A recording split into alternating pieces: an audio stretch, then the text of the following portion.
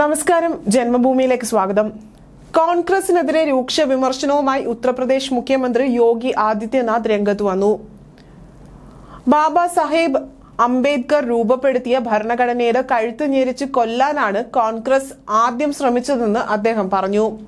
ബിജെപിയുടെ 400 സീറ്റ് മുദ്രാവാക്യം ഭരണഘടന മാറ്റാനും പട്ടികജാതി പട്ടികവർഗ പിന്നോക്ക വിഭാഗങ്ങൾക്കുള്ള സംവരണം അവസാനിപ്പിക്കാനും ലക്ഷ്യമിട്ടുള്ളതാണെന്ന കോൺഗ്രസ് ഉൾപ്പെടെയുള്ള പ്രതിപക്ഷ പാർട്ടികളുടെ അവകാശവാദങ്ങൾക്കിടയിലാണ് ആദിത്യനാഥിന്റെ ഈ പ്രതികരണം. പ്രതിപക്ഷത്തിന്റെ ഈ അവകാശവാദങ്ങളെക്കാൾ വലിയൊരു നുണ ഉണ്ടായിട്ടുണ്ടാകില്ല എന്നും ആദിത്യനാഥ് മാധ്യമങ്ങളോട് പറഞ്ഞു. കോൺഗ്രസിന്റെയും സമാജ്വാദി പാർട്ടിയുടെയും ഇന്ത്യ ബ്ലോക്കുമായി ബന്ധപ്പെട്ട പാർട്ടികളുടെയും ചരിത്രം എല്ലാവർക്കും അറിയാമെന്നും അദ്ദേഹം പറഞ്ഞു.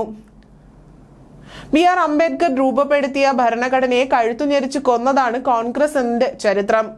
1950 ഭരണഘടന നിലവിൽ വരികയും അഭിപ്രായ സ്വാതന്ത്ര്യത്തെ ചവിട്ടി മെരിക്കാൻ കോൺഗ്രസ് തുടർച്ചയായി പ്രവർത്തിക്കുകയും ചെയ്തു.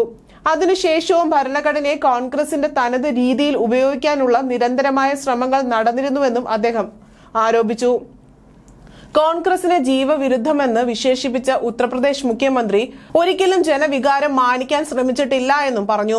1975 ഇന്ദിരാഗാന്ധിയുടെ നേതൃത്വത്തിലുള്ള സർക്കാർ അടിയന്തരാവസ്ഥ ഏർപ്പെടുത്താനുള്ള ഭരണഘടനാ വ്യവസ്ഥകൾ താൽക്കാലികമായി നിർത്തിവെച്ച് അനുസരിച്ചുകൊണ്ട് ആദിത്യനാഥ് വിമർശിച്ചു. ഇന്നും രാജ്യത്തെ ജനങ്ങൾ അടിയന്തരാവസ്ഥ മറന്നിട്ടില്ല. അത് ഭരണഘടനയെ കഴുത്തുഞെരിച്ച് കൊല്ലുന്നതിന് തുല്യമാണെന്നും അദ്ദേഹം തുറന്നടിച്ചു.